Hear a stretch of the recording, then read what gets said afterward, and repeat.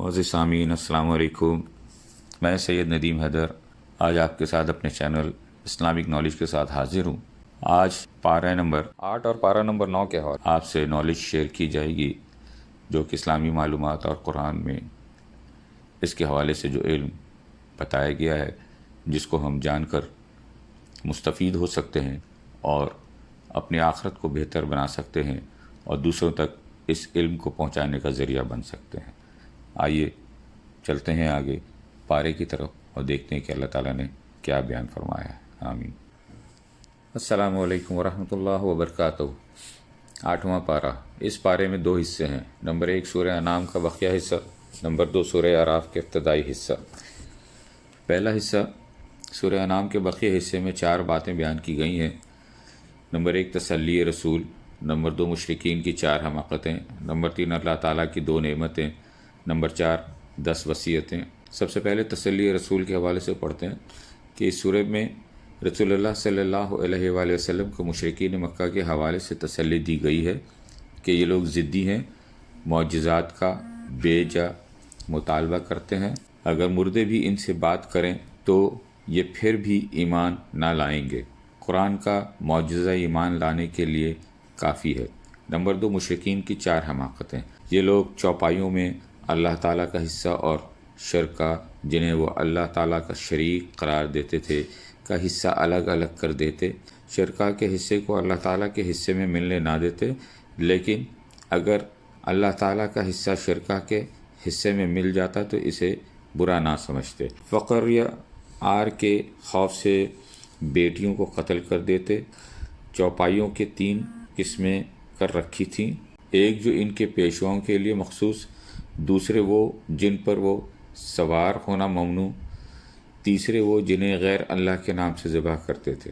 Number 4 چوپاؤں کے بچے کو عورتوں پر حرام سمجھتے، اور اگر وہ بچہ مردہ ہوتا تو عورت اور مرد دونوں کے لیے حلال سمجھتے۔ نمبر 3 پہ اللہ تعالیٰ کی 2 نعمتیں، نمبر 1 کھیتیاں اور نمبر 2 چوپائے۔ پھر نمبر 4 پر 10 وصیتیں، اللہ تعالیٰ کے ساتھ کسی کو شریک نہ کیا جائے۔ نمبر 2 ماں باپ کے ساتھ اچھا سلوک کیا جائے، اولاد کو قتل نہ کیا جائے، برائیوں سے اجتناب کیا جائے، ناحق قتل نہ کیا جائے، یتیموں کا مال نہ کھایا جائے، ناپ تول پورا کیا جائے، بات کرتے وقت انصاف کو مد نظر رکھا جائے، اللہ تعالیٰ کے عہد کو پورا کیا جائے، صراط مستقیم ہی کی اتباع کی جائے۔ یہ تھیں کل 10۔ آگے دوسرا حصہ ہے جس میں سورہ اعراف کا جو ابتدائی حصہ اس پارے میں ہے، اس میں 5 باتیں بیان کی گئی ہیں۔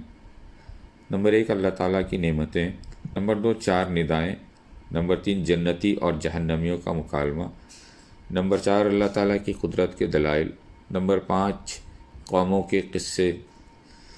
تو سب سے پہلے اللہ تعالیٰ کے نعمتیں کے حوالے سے پڑھتے ہیں کہ قرآن کریم، نمبر 2 تمکین فی الارض، نمبر 3 انسانوں کی تخلیق، نمبر 4 انسان کو مسجود ملائکہ بنایا، نمبر 2 پہ 4 ندائیں۔ صرف اس سورہ میں اللہ تعالیٰ نے انسان کو 4 مرتبہ یا بنی آدم کہہ کر پکارا ہے۔ پہلے 3 نداؤں میں لباس کا ذکر ہے۔ اس کے ضمن میں اللہ تعالیٰ نے مشرکین پر واضح کر دیا کہ تمہیں ننگے ہو کر طواف کرنے کو اللہ تعالیٰ نے نہیں کہا، جیسے کہ ان کا دعویٰ تھا۔ چوتھی ندا میں اللہ تعالیٰ نے اتباع رسول کی ترغیب دی ہے۔ نمبر 3 جنتیوں اور جہنمیوں کا مکالمہ۔ جنتی کہیں گے کیا تمہیں اللہ تعالیٰ کے وعدوں کا یقین آ گیا؟ جہنمی اقرار کریں گے کہ جہنمی کھانا پینا مانگیں گے، مگر جنتی ان سے کہیں گے اللہ تعالیٰ نے کافروں پر اپنی نعمتیں حرام کر دی ہیں۔ نمبر 4 اللہ تعالیٰ کی قدرت کے دلائل جو کہ درج ذیل ہیں۔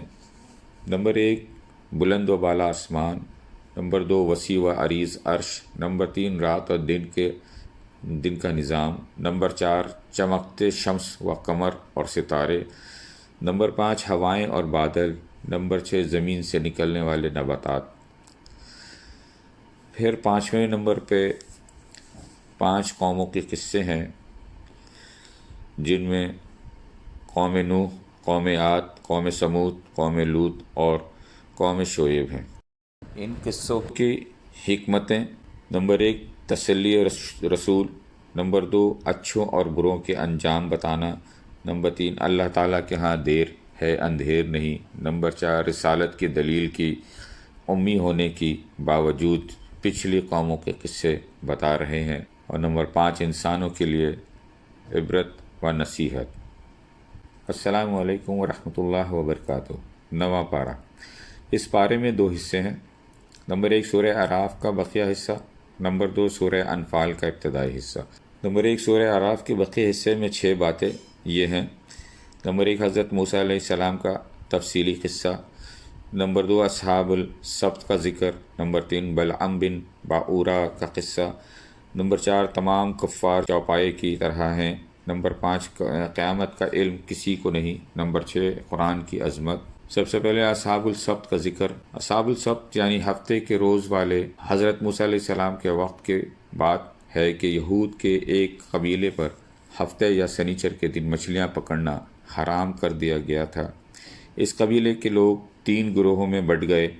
ایک وہ گروہ جو مچھلی پکڑتا تھا، دوسرا وہ گروہ جو مچھلی تو نہیں پکڑتا تھا لیکن پکڑنے والوں کو اس گناہ کے کام سے روکتا بھی نہیں تھا، اور تیسرا وہ گروہ جو مچھلی بھی نہیں پکڑتا تھا اور پکڑنے والے کو اس کام سے روکنے کی کوشش بھی کرتا تھا۔ بالآخر اس قوم پر خدا کا عذاب آ گیا، اور پہلے اور دوسرے گروہ اس عذاب کی گرفت میں آئے اور اس عذاب کے ذریعے انہیں بندر بنا دیا گیا۔ تیسرا گروہ اس عذاب سے محفوظ رہا۔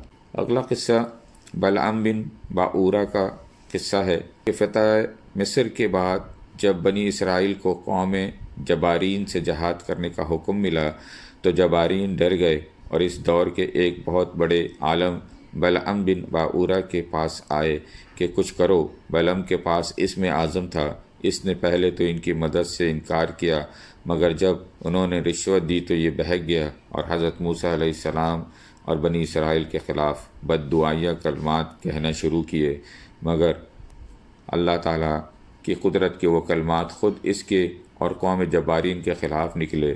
اللہ تعالیٰ نے اس کی زبان نکال کر اس کو کتے کی طرح کر دیا۔ فمثل کمثل الکلب۔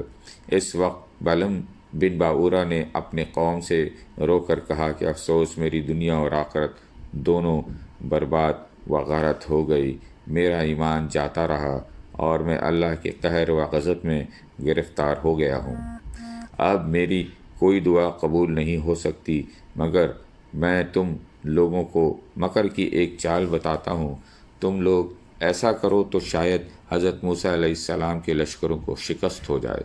تم لوگ ہزاروں خوبصورت لڑکیوں کو بہترین پوشاک اور زیورات پہنا کر بنی اسرائیل کے لشکروں میں بھیج دو۔ اگر ان کا ایک آدمی بھی زنا کرے گا تو پورے لشکر کو شکست ہو جائے گی۔ چنانچہ بلعم بن باعورہ کی قوم نے اس کے بتائے ہوئے مکر کا چال بچھایا اور بہت سی خوبصورت دوشیزاؤں کو بناؤ سنگھار کرا کر بنی اسرائیل کے لشکروں میں بھیجا، یہاں تک کہ بنی اسرائیل کا ایک رئیس ایک لڑکی کے حسن و جمال پر فریفتہ ہو گیا اور اس کو اپنی گود میں اٹھا کر حضرت موسیٰ علیہ السلام کے سامنے گیا اور فتویٰ پوچھا کہ اے اللہ عز و جل کے نبی، یہ عورت میرے لیے حلال ہے یا نہیں؟ آپ نے فرمایا کہ خبردار، یہ تیرے لیے حرام ہے، فوراً اس کو اپنے سے الگ کر دے اور اللہ عز و جل کے عذاب سے ڈر۔ مگر اس رئیس پر غلبہ شہوت کا ایسا زبردست بھوت سوار ہو گیا تھا کہ وہ اپنے نبی علیہ السلام کے فرمان کو ٹھکرا کر اس عورت کو اپنے خیمے میں لے گیا اور برائی کا مرتکب ہوا جس سے حضرت موسیٰ علیہ السلام نے منع فرمایا تھا۔ اس گناہ کی نحوست کا یہ اثر ہوا کہ بنی اسرائیل کے لشکر میں اچانک طاعون پلیگ کی وبا پھیل گئی اور 70,000 آدمی مر گئے اور سارا لشکر تتر بتر ہو کر ناکام و نامراد واپس چلا آیا، جس کا حضرت موسیٰ علیہ السلام کے قلب مبارک پہ بہت ہی صدمہ گزرا۔ بلعم بن باعورہ پہاڑ سے اتر کر مردود گائے الہی ہو گیا۔ آخری دم تک اس کی زبان اس کے سینے پر لٹکتی رہی اور وہ بے ایمان ہو کر مرا۔ دوسرا حصہ سورہ انفال کا جو ابتدائی حصہ اس پارے میں ہے، اس میں 3 باتیں یہ ہیں۔ نمبر 1 غزوہ بدر اور مال غنیمت کا حکم۔ نمبر 2 مومنین کی 5 صفات۔ نمبر 3 6 بار مومنین سے خطاب۔ سب سے پہلے مومنین کی 5 صفات کے حوالے سے، مومنین کی 5 صفات: نمبر 1 خشیت، نمبر 2 تلاوت، نمبر 3 توکل، نمبر 4 نماز، نمبر 5 سخاوت۔ پھر آگے 6 بار مومنین سے خطاب۔ نمبر 1 آیت 14 پہ، اے ایمان والو میدان جنگ میں کفار کے مقابلے میں پیٹھ نہ پھیرنا۔ نمبر 2 آیت 20 پر، اے ایمان والو اللہ اور اس کے رسول کی اطاعت کرو۔ نمبر 3 آیت 24 پر، اے ایمان والو اللہ اور رسول جب کسی کام کے لیے بلائیں تو ان کا حکم قبول کرو۔ نمبر 4 آیت 27 پر، اے ایمان والو نہ اللہ اور رسول سے خیانت کرو نہ اپنی امانتوں میں۔ نمبر 5 آیت نمبر 29، اے ایمان والو تم اللہ سے ڈرو گے تو وہ تمہیں ممتاز کر دے گا اور تمہارے گناہ معاف کر دے گا۔ نمبر 6 آیت نمبر 45، اے ایمان والو دشمن سے مقابلہ ہو تو ثابت قدم رہو اور اللہ کو یاد کرو۔